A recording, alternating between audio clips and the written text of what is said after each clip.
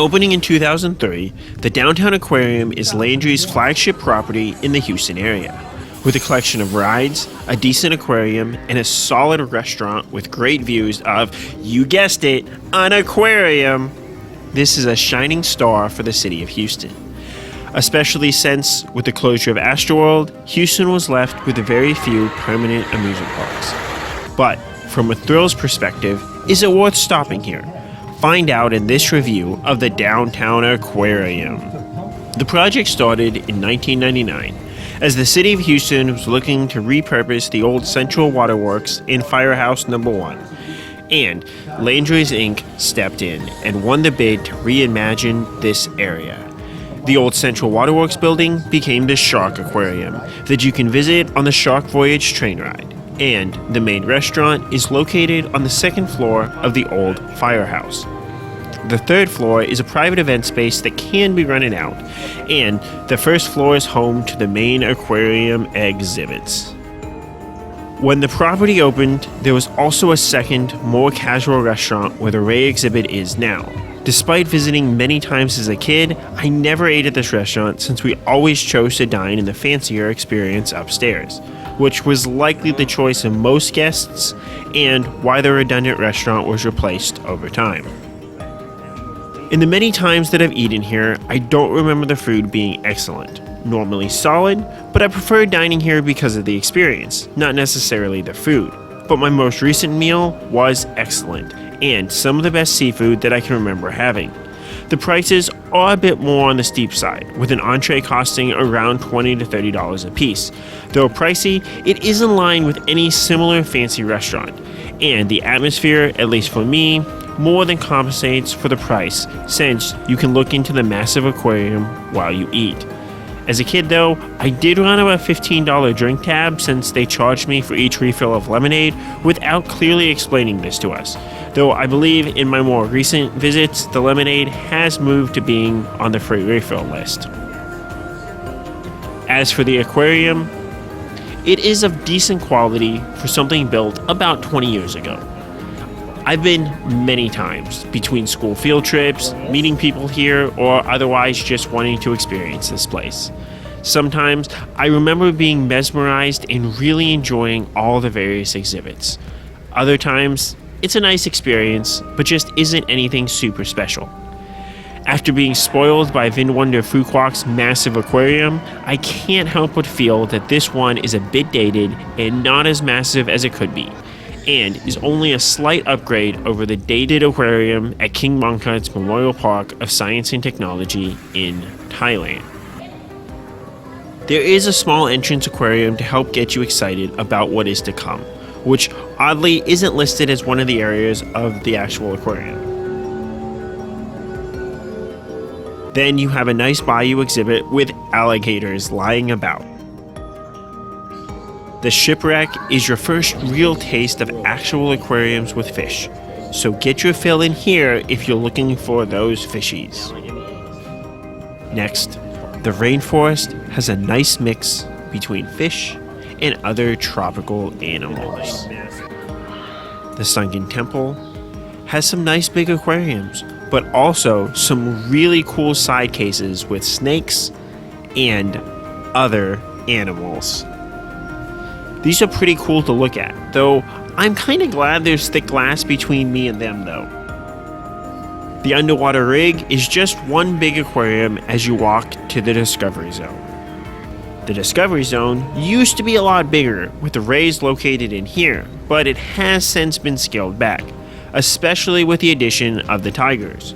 For now, there are a few final tanks in this area, as well as a few screens that you can interact with to learn more about various animals, such as penguins, because why not? The tiger exhibit was not originally a part of the aquarium, and was added a few years after the Downtown Aquarium opened. Seeing the tigers is cool, but I'm kind of confused and not sure why Landry's wanted to add these animals so badly, as they don't really seem to fit in with the theme of an aquarium. Furthermore, in 2016, animal rights activists won their campaign against the aquarium for having too small of an area for the tigers, and the Downtown Aquarium opened an additional outdoor section for the tigers. Though since it was raining on my most recent visit, I still haven't actually gotten to see the tigers roaming around out there. There's also Stingray Reef, which is a separate charge but is included in the all-day wristband. Food, though, is extra. This is located in the former second restaurant area, but allows one to get up close and personal with the rays. It is always nice to be able to pet and feel their slimy backsides. It might not be worth paying for separately, but it's a nice since it's included with the actual rides. As for the attractions, they are relatively basic, but hit a nice niche for those seeking basic rides. The Dive Bell Ferris wheel offers decent views of the interstate and downtown while being family friendly. The carousel is the classic amusement park ride, though I have had the attendants yell at me to put the seatbelt all the way on, which is rather tight for an adult. The two kiddie rides, Frog Hopper and Aqua Wheel, can be experienced by adults, just like their counterparts at the Kima Boardwalk, which is nice since you pay for all the attractions anyways. Though these didn't offer me anything special on my latest rides, even though I do tend to enjoy these types of rides. Lighthouse Dive is the newest ride and offers a nice family drop tower. These normally offer me decent and enjoyable drops with how this type of ride jerks one about, but I didn't get much in terms of forces on this ride. However, the visuals between downtown Houston, the roadways around you, and the aquarium building did get my fear of heights going as you get up just high enough for the visuals to really play with your depth perception. Is this a great lineup? Not particularly. Compared to Kima, you're missing a few bigger rides such as a swinging ship and a fireball, but otherwise the flat ride collection is similar. It feeds a niche of rides due to an overall lack of rides in Houston and is one of the 3 Landry's parks in the overall Houston area. But it doesn't blow one away with its offerings. Of note, the Downtown Aquarium, unlike Landry's other 2 properties, technically is not an amusement park since, by the roller coaster database's definition, it has never had a roller coaster. The star of the attractions, though, is the Shark Voyage train. This takes guests through the old Central Waterworks building that houses a giant shark tank. This area is actually prone to flooding, as they even mark the water lines from recent floods, including Hurricane Harvey, though the joke about a shark escaping has always been there and is just to allow them to have an animatronic shark that wasn't working on my most recent visit.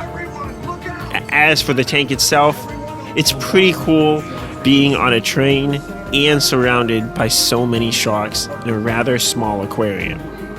Maybe better aquariums exist, but I do like trains and I would love to see SeaWorld make some type of roller coaster like this. As for pricing, currently the aquarium is $16 for adults, which is reasonable. You can also upgrade your ticket to the all-day pass after buying just the aquarium, as I did this since it was raining when I arrived on my last visit and many of the rides were closed. The all-day pass is only $25 and includes everything as many times as you want, including Stingray Reef, which I always thought was a separate upcharge, but nope, it's included too. Parking is an additional $15, which seems a bit steep, especially if you're meeting up with someone here. But it is located in downtown Houston, so you're kind of captive to their parking prices. There may be a few cheaper lots nearby if it is really a concern to pay so much for parking. For children, there is a $2 discount as well as a slight discount for Landry Select Club members. As for operations, the park seems committed to keeping their few rides open. My most recent visit, as you can tell from my video footage, occurred on a day with a lot of rain and few people in the park. The Midway Games seemed to close early, but all the rides remained operating when it cleared up in the evening, except for the Ferris wheel, which did remain closed all day. The carousel and the Shark Voyage train did operate even in the rain, though our first trip on the Shark Voyage was canceled due to heavy rain. The 2 kiddie rides didn't have a clothesline on them in the rain, but I didn't press my luck trying to flag down an operator for them until the other rides opened up more. Overall, how good is the downtown aquarium? It is a decent experience combining rides and food. However, its prominence in the Houston entertainment landscape comes more from a lack of other quality options than from the quality of this experience. It is really fun and enjoyable, and I've never really felt bad about visiting and spending my time and money here. But the experience could be a little bit better, either through more elaborate aquarium exhibits or if the park had at least one quality roller coaster. However, the food and dining experience is very solid, and it's a place that I will doubtlessly continue to visit whenever I'm around Houston. How much do you enjoy the downtown aquarium? What's your favorite thing to order from the menu? What rides would you like to see them add? Let me know, and as always, Kapkun Krap!